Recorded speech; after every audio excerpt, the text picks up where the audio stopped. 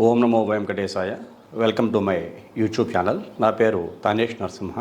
నా phone number వచ్చి 8712190468. ఈనాటి కార్యక్రమంలో ప్రతి ఒక్కరికి కూడా చాలా అత్యంత ముఖ్యమైన విషయం గురించి తెలియజేసుకుందాం. చాలామంది ఈ సమస్యతో బాధపడుతూ ఉంటారు. అది ఏ సమస్య అనే పరిశీలన చూస్తే తమ్నైల్ చూడగానే మీకు అర్థమై ఉంటుంది. చాలామంది ఆడవాళ్ళకి మగవాళ్ళకి కూడా ఇబ్బంది పెట్టేటువంటి సమస్య కుజదోషం. కుజదోషంతో పాటుగా రాహుకేతువులకి సంబంధించినటువంటి కాలసర్పదోషం. ఈ రెండు రకాల సమస్యలతోటి కూడా చాలామంది బాధపడుతుంటారు.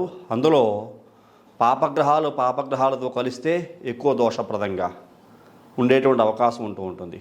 అందులోనూ ఈ 2024 క్రోధినామ సంవత్సరానికి రాజు కుజుడైన కారణం చేత, మంత్రి శని అయిన కారణం చేత కుజదోషం కలిగిన వ్యక్తులకి ఈ 2024 సంవత్సరంలో కొన్ని ముఖ్యమైన రోజులు వస్తూ ఉంటాయి. ఆ ముఖ్యమైన రోజులలో చాలా అత్యంత అద్భుతమైన రోజు, ఇలాంటి రోజు మరలా జన్మలో రాదు అని చెప్పుకోవచ్చు. ఎందువల్ల అంటే ఈ క్రోధినామ సంవత్సరము చైత్రశుద్ధ పౌర్ణమి మంగళవారం అయ్యింది. ఆ రోజున చాలా అద్భుతమైనటువంటి రోజు. మంగళవారానికి అధిపతి కుజుడు, పౌర్ణమి చంద్రుడు పూర్తి పూర్ణమితోటి వెన్నెలతోటి నిండి ఉంటాడు. అలాగే రవి కూడా అశ్వని నక్షత్రం 4వ పాదంలో ఉచ్చక్షేత్రగతుడే మేషరాశి యందు సంచారం చేస్తూ ఉండటము. అలాగే కుజుడు మిత్ర నక్షత్రంలో సంచారం చేస్తున్నాడు, పూర్వభద్ర నక్షత్రంలో. ఇది చాలా విశేషించి యోగిస్తూ ఉంటుంది. మీనరాశి యందు పూర్వభద్ర నక్షత్రం 4వ పాదంలో కుజుని యొక్క సంచారము ఈ పౌర్ణమి రోజున ఉన్నది. కాబట్టి అశ్వని నక్షత్రంలో రవి యొక్క సంచారం, అంటే అశ్వని నక్షత్రానికి అధిపతి ఏమో కేతువు. రవి కేతువు యొక్క నక్షత్రంలో ఉన్నాడు. మేషరాశిలో ఉచ్చక్షేత్రగతుడై ఉన్నాడు. పూర్వభద్ర నక్షత్రం గురునికి సంబంధించినది. ఈ గురుని యొక్క మిత్ర నక్షత్రంలో కుజుని యొక్క సంచారము మీనరాశి యందు ఉన్నది. అలాగే చైత్రశుద్ధ పౌర్ణమి మంగళవారం, వారానికి అధిపతి కూడా కుజుడు. ఇలాంటి పర్వదినాన్ని ఎవరూ కూడా వదులుకోకూడదు. వివాహం కాని స్త్రీ పురుషులు, ఆడపిల్లలు, మగవాళ్ళు, అలాగే వివాహమయ్యి కుటుంబంలో అనేక రకాల సమస్యలతో ఉన్నవాళ్ళు, ఆరోగ్య సమస్యలతో ఉండేటువంటి వ్యక్తులు, ఇలాగ చూసుకుంటూ ఉంటే ముఖ్యంగా వివాహం ఆలస్యం అవటం, ద్వితీయ వివాహం కూడా కొంతమందికి కుదరకపోవటం, ఒక వివాహం ఫెయిల్ అయ్యి రెండో వివాహం కూడా కుదరకపోవటం, చదువుల యందు శ్రద్ధ లేకపోవటం, అలాగే అతిగా దాన ధర్మాలు చేసేయటం, అలాగే విపరీతమైన కోపం కలిగి ఉండటం, అసహనాన్ని కలిగి ఉండటం, అలాగే అప్పులు పాలైపోవటం, ఎక్కడ చూసినా అప్పులే ఉంటాయి, అప్పులు పాలైపోవటం. ఇలా చెప్పుకుంటూ వెళితే కుజుడు వల్ల ఏర్పడేటువంటి నష్టాలు అనేకాలు ఉంటూ ఉంటాయి. అలాంటి నష్టాలని ఎంతో కొంత దోష పరిహారం చేసుకోవడానికి ఈ 2024 సంవత్సరము ఏప్రిల్ 23వ తారీఖు చైత్రశుద్ధ పౌర్ణమి మంగళవారం అయింది. అందులోనూ ఈ సంవత్సరం ప్రారంభం కూడా మంగళవారమే అయ్యింది. 9వ తారీఖు, ఏప్రిల్ 9వ తారీఖు ఉగాది పండుగ అయింది. అంటే మంగళవారానికి అధిపతి కుజుడు, ఈ సంవత్సరానికి రాజు కుజుడు. చైత్రశుద్ధ పౌర్ణమి మంగళవారం అయ్యింది, వారానికి అధిపతి కుజుడు, సంవత్సరానికి రాజు కుజుడు. అలాగే చిత్తా నక్షత్రంతో కూడి ఉంటుంది పౌర్ణమి చైత్రమాసంలో. ఈ చిత్తా నక్షత్రంతో కూడి ఉన్న చైత్రమాస పౌర్ణమి నక్షత్రాధిపతి కూడా కుజుడు. అలాగే నక్షత్రాధిపతి పూర్వభద్ర నక్షత్రంలో 4వ పాదంలో సంచారం చేస్తున్నాడు కుజుడు మిత్రక్షేత్రం ముందు మీనరాశిలో. అంటే ఇవన్నీ కూడా చాలా వరకు అనుకూలించే అంశాలు. మరి ఏమి చేయాలి?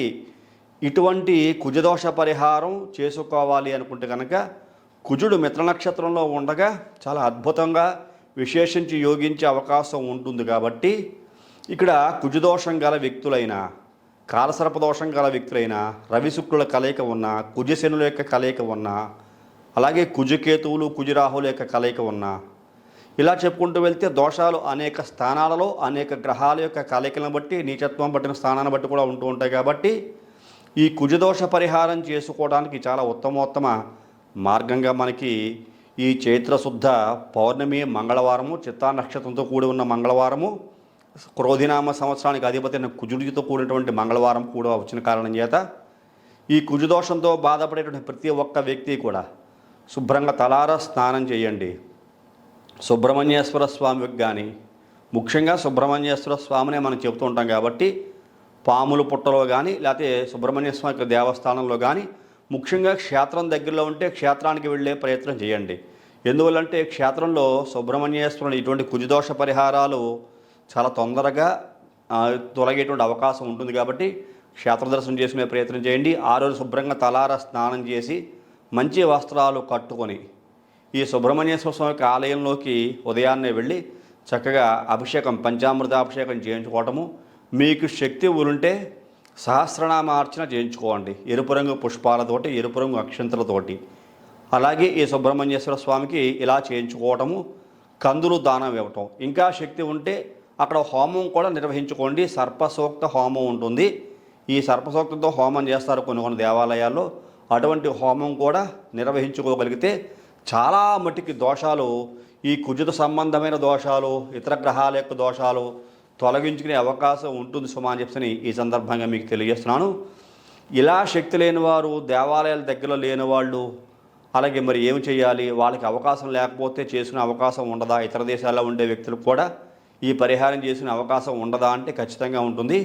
ఇతర దేశాలలో ఉండే వ్యక్తులైనా ఈ దోష పరిహారం, కుటుంబంలో కలహాలు, భార్యాభర్తల మధ్యన కలహాలు, ఆర్థికపరమైన ఇబ్బందులు, అనారోగ్యపరమైన ఇబ్బందులు, అలాగే పెళ్ళి కాకపోవటం, పెళ్ళి కుదిరినా కూడా కొన్ని కారణాల చేత ఆ వివాహాలు జరగకపోవడం, ఇలా చెప్పుకుంటూ చాలా సమస్యలు ఉంటూ ఉంటాయి. కాబట్టి ఇలాంటి వ్యక్తులందరూ కూడా ప్రాతకాలాన్ని నిద్రలేచి శుభ్రంగా తలార స్నానం చేసి, అంతకుముందు ఒకరోజు పూర్వమే కందులు తెచ్చి ఇంట్లో పెట్టుకోండి. కందులు ఈ ఎరుపు రంగులో ఉంటాయి కందులు. ఆ కందులు తెచ్చి ఇంట్లో పెట్టుకుని, ఎరుపు రంగు పుష్పాలు కూడా ఇంట్లో పెట్టుకుని, అక్షంతలు కూడా కుంకుమతో కలిపిన అక్షంతలు చేసి ఇంట్లో పెట్టుకొని, ఆ యొక్క ఉదయాన్నే సుబ్రహ్మణ్యేశ్వర స్వామి యొక్క నాగసర్పం, వెండి నాగసర్పం కానీ, లేకపోతే వల్లి దేవసేన సమేత సుబ్రహ్మణ్యేశ్వర స్వామి యొక్క ఫోటో కానీ ఇంట్లో పెట్టుకొని చక్కగా ఆవునితితో దీపారాధన చేసుకుని ఆ సుబ్రహ్మణ్యేశ్వర స్వామిని ఆవాహన చేసి సుబ్రహ్మణ్యేశ్వర స్వామి వారికి పంచామృత అభిషేకం కూడా చేసుకుని, ఆ యొక్క వెండి సర్పానికి,